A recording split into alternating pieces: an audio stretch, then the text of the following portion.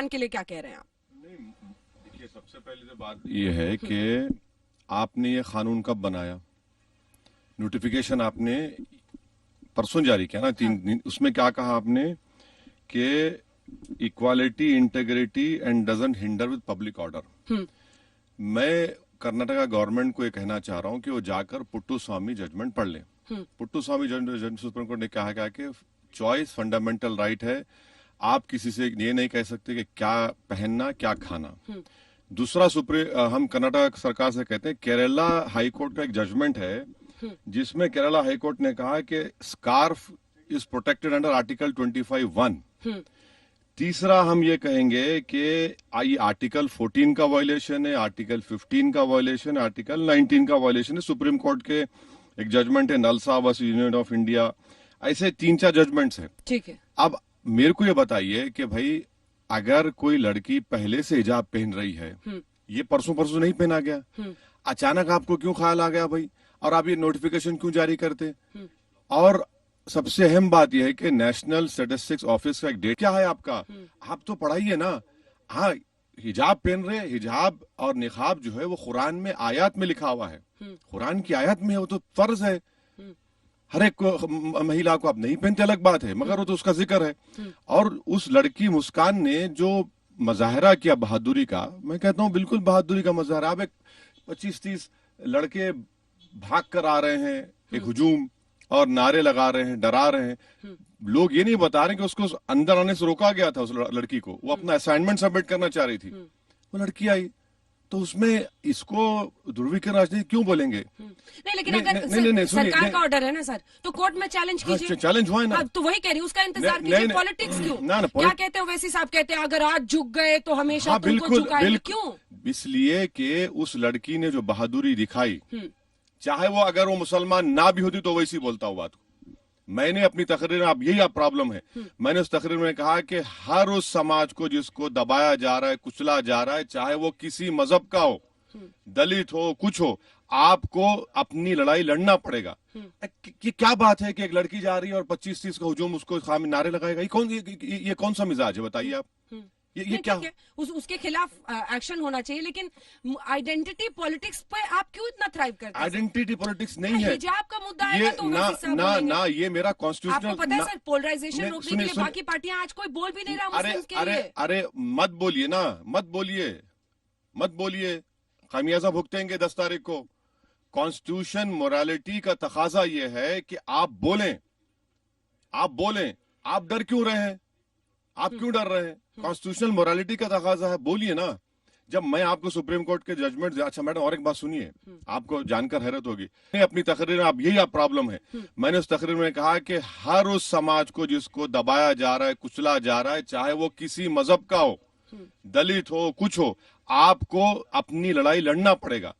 कि क्या बात है कि एक लड़की जा रही है और 25-30 का हुजूम उसको खामी नारे लगाएगा? ये कौन सा मिजाज है बताइए आप? ये क्या है? उसके खिलाफ एक्शन होना चाहिए, लेकिन आइडेंटिटी पॉलिटिक्स पे आप क्यों इतना थ्राइव करते हैं? आइडेंटिटी पॉलिटिक्स नहीं है, हिजाब का मुद्दा है। 14 में उन्होंने कहा कि हिजाब पहन के फुटबॉल खेल सकते हैं आप। इंटरनेशनल बास्केटबॉल फेडरेशन 2016-17 में कहा कि आप हिजाब पहन के बास्केटबॉल खेल सकते हैं। कहां लेकर जा रहे हैं देश को ये लोग?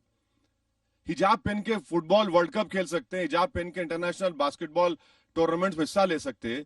आप क्या कर रहे हैं? फिर आप बोलते हैं बेटी बचाओ, बेटी पढ़ाओ, मुसलमान। अच्छा, ये सब कहां गई मोहब्बत मोदी जी की, बीजेपी की? मैं मुस्लिम महिलाओं का भाई हूं। कहां के भाई हैं आप? किधर के भाई हैं आप? दीजिए ना, ठहरिए ना सामने लोगों के। आप क्यों नहीं ठहरते आप उनको? तो सब ढकोसलेबाज। अच्छा, आखिरी बात, बीजेपी की रैली में आपने भी दिखाया कि बुर्खा पहनकर बैठी हुई हैं पूरी महिलाएं। अरे भैया, फिर जब क्या कर रहे थे आप? मिठाई खा रहे थे, मुंह में लड्डू फूट रहे थे आपके। नड्डा जी को आरती उतार रहे हैं, वही बुर्खा निकाब, जब बहुत अच्छा है। अरे ये क्या है? हिपोक्रेसी है ये। क्यों डबल चेहरे बनाते हैं? वो कह रहे हैं एजुकेशनल इंस्टीट्यूशंस में इससे एक खाई बनती है ना। देखिए, आइडेंटिटी की।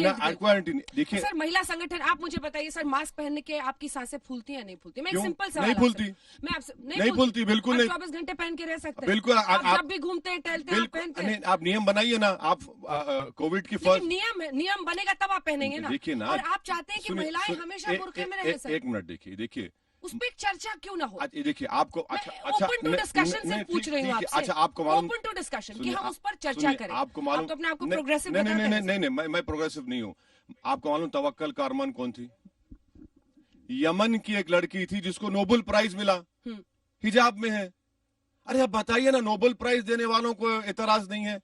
और मास्क पहनने का मकसद ये है कि कोविड ना लगे, और निकाब पहनने का मकसद ये है कि कुरान में कहा गया कि औरत ये करे और मर्द अगर किसी गैर महरम औरत देखे नजरें झुका ले।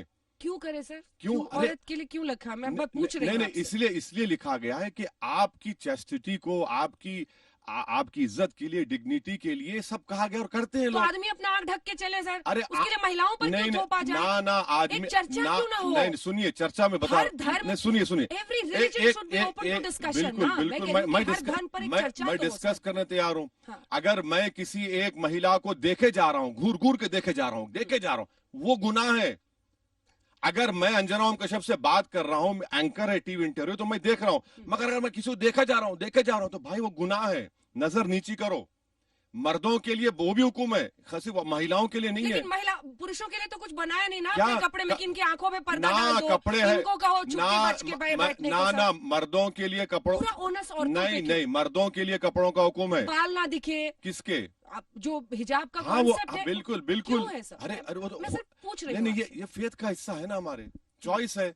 अच्छा कोई जबरदस्ती तो नहीं कर रहा है किसी को, चॉइस है। अब फंडामेंटल राइट में चॉइस आ चुका है। 377 हमने हटा दिया। भाई कोई शराब पीता है, अब मैं क्या वो भी शराब पीऊं? नहीं पी दूंगा मैं, ठीक है पीजिए आप, आपके मेरे मजहब में उसकी इजाजत नहीं है। तो हम यही कह रहे हैं भाई, कॉन्स्टिट्यूशनल मोरालिटी है, फ्रीडम ऑफ चॉइस है, और जब हमको इख्तियार है तो क्यों ना करें। ऐसा मैं किसी को कह नहीं रहा हूं ना कि आप बरमुडा शॉर्ट्स पहनकर मत फिरिए, मैं तो ये नहीं कह रहा हूं ना। ये हमारा एक फेथ का हिस्सा है, हम करेंगे उसको। अब आते हैं उत्तर प्रदेश पर। योगी आदित्यनाथ, केशव प्रसाद मौर्य सब कहते हैं अब मथुरा की बारी है। कहते हैं सिर पर उनके लाल टोपी है समाजवादी पार्टी और जेब में जालीदार टोपी है। तो वो बहुत उनका जो नैरेटिव है बड़ा क्लियर है सर। वो चाह रहे हैं कि मतलब ध्रुवीकरण हो और हिंदू वोट उनको मिले। तो यही तो हम कह रहे हैं, 5 साल में कुछ किया ही नहीं ना, 4.5 साल में। एक्सप्रेसवे दिखाते सर, आप भी आए होंगे दिल्ली आगरा एक्सप्रेसवे। कौन सा एक्सप्रेसवे? दिल्ली आगरा एक्सप्रेसवे पे, दिल्ली मेरठ एक्सप्रेसवे आप आए? कहाँ, कितने खड्डे उसमें? दिल्ली मेरठ, अरे कितने खड्डे। आप चलिए लखनऊ से, आप चलिए इलाहाबाद प्रयाग चलिए, हम गाड़ी में सफर करते हैं ना। हाँ। हम देखें कौन सा विकास किया आपने, कहाँ का विकास किया, आपके पास कुछ दिखाने को है ही नहीं ना। अच्छा ये बताइए कि